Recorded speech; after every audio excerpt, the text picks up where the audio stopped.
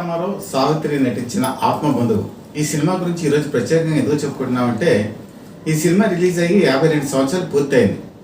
52 సంవత్సరాలు పూర్తయినా కూడా ఆనాటి సామాజిక పరిస్థితులు ఈనాటి సామాజిక పరిస్థితులు కనుక చూసుకుంటే కుటుంబం, ప్రేమ, అభిమానం, కొడుకులు నిర్లక్ష్యం చేసి వదిలేసినటువంటి తల్లిదండ్రులు వాళ్ళని నౌకళ్ళు ఎలాగా ఆదుకున్నారనేటువంటి స్టోరీయే ఆత్మబంధువు. అప్పటికి ఇప్పటికీ పరిస్థితుల్లో ఏమీ మార్పు రాలేదు. కుటుంబాలను చూసుకుంటే బాగా చదువుకునేటువంటి వాళ్ళు అమెరికా వెళ్ళిపోతున్నారు, తల్లిదండ్రులని నెగ్లెక్ట్ చేస్తున్నారు.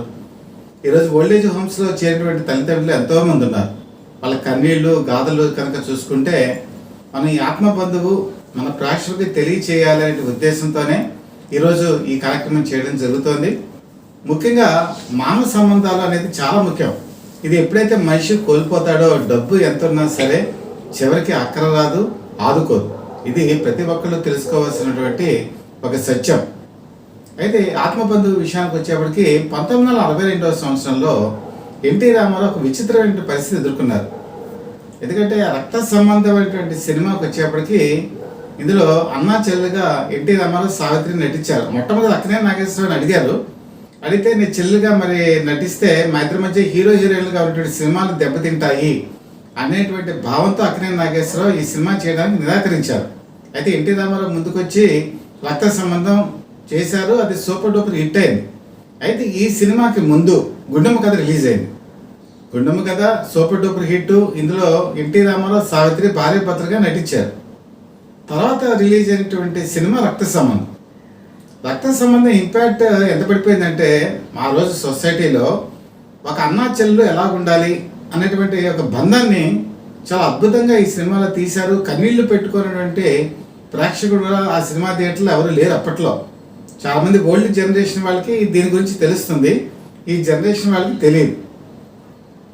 కన్నీళ్లు పెట్టుకున్నారు, కచ్చీపులు తొడుచుకున్నారు. ఆ సినిమా సమాజం మీద చాలా ప్రభావం పడింది. తర్వాత 43 రోజులకి రిలీజ్ అయినటువంటి సినిమా ఆత్మబంధువు. ఈ సినిమా రిలీజింగ్ అప్పుడు ప్రొడ్యూసర్స్, డైరెక్టర్ కూడా భయపడ్డారు. ఈ సినిమా మీద ఈ ప్రభావం అయినా పడుతుందా? ఎందుకంటే ఈ ఆత్మబంధువు సినిమాలోకి వచ్చేప్పటికి మళ్ళీ వాళ్ళ భార్యాభర్తలుగా నటించారు. అన్నా చెల్లు అనేటువంటి ఈ బంధం ఈ సినిమా మీద పడి ప్రేక్షకులు రారా అనే డౌట్ కూడా వచ్చింది. కానీ ఇవన్నీ చెరిపేస్తూ ఆత్మబంధువు అద్భుత విజయం సాధించింది. ఈ సినిమాకి చాలా ప్రత్యేకతలు ఉన్నాయి. ఇందులో డైరెక్టర్ కనుక చూసుకుంటే రామకృష్ణారావు అంటే భానుమతి వాళ్ళ హస్బెండ్. యాక్చువల్గా భరణి పిక్చర్స్కి మాత్రమే ఈయన డైరెక్ట్ చేసేవారు. బయట సినిమాకి మొత్తం ఆయన కెరీర్లో కనుక చూసుకుంటే 4 సినిమాలు మాత్రమే బయట వాళ్ళకి చేశారు. అందులో ఒక సినిమా ఆత్మబంధువు. ఇది యాక్చువల్గా తమిళ్ రీమేక్. తమిళ్లో శివాజీ గణేషన్ నటించారు. అయితే దీన్ని కూడా ఒక చూసుకుంటే బెంగాలీ నవలకు ఆధారంగానే తీశారు. అప్పట్లో బెంగాలీ నవళ్ళు ఎక్కువగా తమిళ్లో చేసేవాళ్ళు, అలాగే తెలుగులో కూడా తీసేవాళ్ళు. కాబట్టి ఆ రకంగా వచ్చినటువంటి ఆత్మబంధువు కథ అజరామరంగా నిలుస్తుంది. ఇందులో ఎస్వి రంగారావు, కన్నమ్మ వీళ్ళ నటన గురించి చెప్పుకోవాల్సిన అవసరం లేదు. యాక్చువల్గా ఇందులో కనుక చూసుకుంటే ఎన్టీ రామారావు ఒక నౌకరుగా నటిస్తారు, సావిత్రి కూడా అంతే. అయితే కొడుకులుగా వచ్చేప్పటికి వల్లం నరసింహారావు, ఏడిద నాగేశ్వరరావు వీళ్ళిద్దరూ కొడుకులుగా నటించారు ఎస్వి రంగారావుకి. అలాగే కూతురు కింద గిరిజ నటించారు. అయితే ఇక్కడ కూడా ఒక ప్రత్యేకత ఉంది. వల్లం నరసింహారావు ఈ సినిమా నటించినటువంటి ఆయన తర్వాత కాలంలో ప్రొడ్యూసర్ కింద కూడా మారారు. రేఖ అండ్ మురళీ ప్రొడక్షన్స్ మీద వల్లం నరసింహారావు, పద్మనాభం కలిసి చాలా సినిమాలు తీశారు. శ్రీ శ్రీ శ్రీ మర్యాద రామన్న, దేవత ఇలాంటి సినిమాలన్నీ కూడా వాళ్ళ కాంబినేషన్లో వచ్చినవే. మరి ఏడిద నాగేశ్వరరావు గురించి కూడా మీ అందరికీ తెలుసు. పూర్ణోదయ ఆర్ట్ క్రియేషన్స్ మీద సాగర్ సంగమం, స్వాతి ముత్యం, శంకరాభరణం ఇలాంటి సినిమాలన్నీ కూడా తీశారు. అంటే విచిత్రం ఏంటంటే ఇద్దరు కొడుకులుగా నటించిన వాళ్ళు తర్వాత కాలంలో వాళ్ళు ప్రొడ్యూసర్స్ కింద మారారు. అయితే ఇందులో హాస్యం అనేది పద్మనాభం, రాలంగి బాధ్యత తీసుకున్నారు. ఎందుకంటే సినిమా కనుక స్టోరీ తీసుకుంటే ఫస్ట్ నుంచి చివరి వరకు చాలా సీరియస్గా పెడుతుంది. కాబట్టి మధ్యలో కామెడీ ఉండాలంటే ఉద్దేశంతో వీళ్ళిద్దరూ కూడా ఆ జంట బ్రహ్మాండంగా నటించారు, పండించారు కూడా. అయితే ఈ సినిమాకి వచ్చేప్పటికి ఒక పాట ఉంటుంది, అనగనగా ఒక రాజు అనగనగా ఒక రాణి. ఈ పాట ఒక్కటే చాలు, ఆ సినిమా స్టోరీ అంతా కూడా ఇందులోకి వచ్చేస్తుంది. అంటే కథనం అంతా కూడా ఈ పాట మీరు జాగ్రత్తగా వింటే మనకి స్టోరీ లైన్ అర్థమైపోతుంది. అలాగే చదువు రానివాడివన్నీ దిగులు చెందకనేటువంటి పాట ఇప్పటికీ మనం ఆలోచింపజేస్తుంది. మనిషి మదిలోని మమత లేని చదువులు ఎందుకనేటువంటి ఒక వాక్యం ఈరోజు మన సమాజంలో కనుక తీసుకుంటే చాలామంది చదువుకుంటున్నారు, బ్రహ్మాండమైన చదువులు చదువుకుంటున్నారు. కానీ తల్లిదండ్రులు వీళ్ళు ప్రేమించి పెళ్లి చేసి ఒక ఇంటి వాళ్ళు చేసిన తర్వాత ఎంతమంది చూస్తున్నారు, బాధ్యత తీసుకుంటున్నారు అని కనుక చూసుకుంటే మనిషి మదిలోని మమత లేనప్పుడు ఎంత చదువులున్నా కూడా వేస్ట్. ఇదే ఒక్క పాట కూడా అద్భుతంగా రాశారు. ఇదే ఈ సినిమాకి కీలకం కూడా.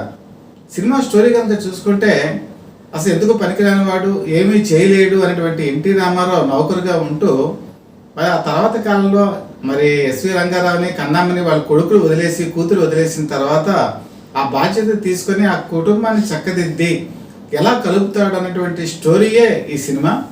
రక్త సంబంధం లేని వాళ్ళు కూడా కుటుంబాన్ని ఆదుకుంటారు అన్నటువంటి కాన్సెప్ట్తో ఈ సినిమా తీయటం జరిగింది. ఇది అద్భుతమైనటువంటి పాటలు, కథనం, అలాగే స్టోరీ లైన్ కూడా ఇప్పటికీ కూడా మర్చిపోలేటువంటి సంఘటనలతో ఉంటుంది. అద్భుత విజయం కూడా సాధించింది. అయితే ఈ సినిమా ఈరోజు జనరేషన్ చూస్తారు, చూడాలి కూడా. బహుశా నాకు తెలిసినంత వరకు పాత సినిమాలు చూసే వాళ్ళు మాత్రం తప్పకుండా యూట్యూబ్లో ఈ సినిమా ఉంటుంది, మరొకసారి చూడండి. అయితే దీనికి ఉన్న ప్రత్యేకత ఏంటంటే దీని తర్వాత కాలంలో ఆత్మీయుడు అని చెప్పేసి తీశారు 1977 సంవత్సరంలో. అక్కినేని నాగేశ్వరరావు, జయచిత్ర. 77 సంవత్సరంలో తాతినేని రామారావు ఈ కాన్సెప్ట్ తీసుకొని కళ్ళలో తీశారు. అది కూడా విజయవంతం అయింది. సూపర్ డూపర్ హిట్ కాకపోయినా కాస్త వర్షం అయితే కురిసింది. ఆ తర్వాత కాలంలో కనుక చూసుకుంటే రామానాయుడు బాలకృష్ణతో ఒక సినిమా తీద్దామని అనుకున్నారు. చాలా కథలు వెతికితే ఎక్కడా కూడా సరైన కథ దొరకలా. ఆయన ఇచ్చేటువంటి కాల్ షీట్లు బాలకృష్ణవి దగ్గర పడుతున్నాయి. దాంతో రామానాయుడు ఒకరోజు దూరదర్శన్లో సినిమాలు చూస్తున్నారు. సినిమా చూసినప్పుడు ఆత్మబంధు సినిమా వచ్చింది. వచ్చిన తర్వాత ఆయనకి నచ్చింది. ఈ సినిమాని ఎందుకు మళ్ళీ తీయకూడదు, రీమేక్ ఎందుకు చేయకూడదు అని చెప్పేసి ఆలోచించి దాన్ని రీమేక్ రైట్స్ తీసుకొని వెంటనే ఆ సినిమాని నిర్మాణంలోకి పెట్టారు. అది రాము అని చెప్పేసి 1987 సంవత్సరంలో వై నాగేశ్వరరావు డైరెక్షన్లో రిలీజ్ అయింది. 87 సంవత్సరంలో కూడా ప్రజలు దీన్ని ఆదరించారు. బాలకృష్ణకి ఇది ఒక టర్నింగ్ పాయింట్. ఎందుకంటే ఒక బాధ్యతలు, మంచి రెస్పాన్సిబిలిటీ, తర్వాత కనుక చూసుకుంటే యాక్టింగ్ స్కోప్ కూడా ఈ సినిమాలో ఎక్కువగా ఉంటుంది. ఇందులో వదిన కింద దీప నటిస్తుంది, రజనీ హీరోయిన్. దీప మళ్ళీ సెకండ్ ఇన్నింగ్స్ రీఎంట్రీ ఇచ్చింది కూడా రాము సినిమాతోనే. ఇది కూడా అద్భుతమైన విజయం సాధించింది. అంటే 1962 సంవత్సరంలో రిలీజ్ అయినటువంటి సినిమా 1987లో మళ్ళీ రీమేక్ చేస్తే ఇక్కడ కూడా మళ్ళీ సేమ్ విజయం. అంటే ఎన్ని సంవత్సరాలు గడిచినా కూడా మనిషి బాధ్యతలు ఎక్కడ కూడా తప్పించుకొని వెళ్ళిపోవడం, సొసైటీలో మార్పు రాకపోవడం స్పష్టంగా కనబడుతుంది. అంటే 62, 77 ఆత్మీయుడు, మారలేదు సమాజం. 77 నుంచి 87 మారలేదు సమాజం. ఇది కూడా ఆలోచించదగ్గ విషయం. ఆ తర్వాత కాలంలో ఈ సినిమాని అనేక రకాలుగా తీశారు. దీని స్టోరీ లైనప్ కొద్దిగా మార్చుకొని తీశారు. తీసినా కూడా ఆ సినిమాలన్నీ విజయవంతం అవుతూ వచ్చాయి. మీరు బాగా కనుక అబ్జర్వ్ చేస్తే సినిమా స్టోరీ లైనప్ అంతా ఒకటే ఉంటుంది, కొద్దిగా మార్చుకున్నారు. మురళీమోహన్ ఓ తండ్రి తీర్పు, ఇది 1985 సంవత్సరం రిలీజ్ అయింది. రాజచంద్ర దీనికి డైరెక్షన్. ఇది కూడా అంతే. తల్లిదండ్రుల్ని నిరాదరించినటువంటి కొడుకులు. మళ్ళీ అక్కడ ఒక చూసుకుంటే సాయి చంద్ ఉంటాడు. సాయి చందే చివరి వరకు వీళ్ళకి వెనట్టు ఉంటాడు, నౌకరు అతను. కానీ తన ప్రతిభతో పైకి వచ్చేటువంటి క్యారెక్టర్ మురళీమోహన్ నటిస్తారు. కొద్దిగా మార్పులు ఉన్నాయి, కానీ ఓ తండ్రి తీర్పు కూడా అద్భుతమైన విజయం సాధించింది. విధంగా చెప్పాలంటే మురళీమోహన్ నటనా జీవితంలో ఓ తండ్రి తీర్పు మాత్రం ఒక కలికితు రాయి. అంటే మీరు అప్పటి నుంచి ఇప్పటి వరకు ఈ సినిమాని కనుక చూసుకుంటే ఎన్నిసార్లు తీసినా, ఎన్నిసార్లు మార్చినా కథని, సినిమాని అందరూ కూడా ఆదరిస్తూనే వచ్చారు. ఇప్పటికీ కూడా నాకు తెలిసి ఈ సినిమాని మళ్ళీ రీమేక్ చేసి కనుక తీస్తే ఇప్పటికీ కూడా ప్రేక్షకులు ఆదరిస్తారు. ఎందుకంటే సమాజంలో ఇప్పటికీ ఇలాంటి పరిస్థితులు ఉన్నాయి. కాబట్టి ఆత్మబంధువు అనేది మన తెలుగు సినీల వినలాకాశంలో ఎప్పటికీ మర్చిపోలేటువంటి అద్భుతమైన చిత్రం. ఎన్టీ రామారావు, సావిత్రి వీళ్ళ జంట ప్రతి సన్నివేశంలో కూడా చాలా అద్భుతమైన నటనను ప్రదర్శిస్తారు. కరుణ, దయ, జాలి, కన్నీళ్లు తెప్పించడం ఇద్దరు కూడా చేస్తారు. కాబట్టి మన తెలుగు సినీ విన్నెలాకాశంలో ఆత్మబంధం అనేది ఎప్పటికీ చరిత్రలో నిలిచిపోతుంది. ఈ సినిమాని మాత్రం ఎవరైనా ప్రేక్షకులు కనుక చూడకపోతే మీరు చూడండి, అలాగే మీ పిల్లలు కూడా చూపించండి. ఎందుకంటే నైతిక ప్రవర్తన అనేది చాలా ఇంపార్టెంట్. డబ్బు, సంస్కారం ఈ రెండు చాలా కావాలి. కాబట్టి తెలుగు సినిమాలు చూడాలి అనుకునే వాళ్ళు మాత్రం ఈ పాత సినిమాని పిల్లలకు చూపించండి, వాళ్ళు ఎప్పటికైనా మార్పు వస్తుంది అని భావిద్దాం.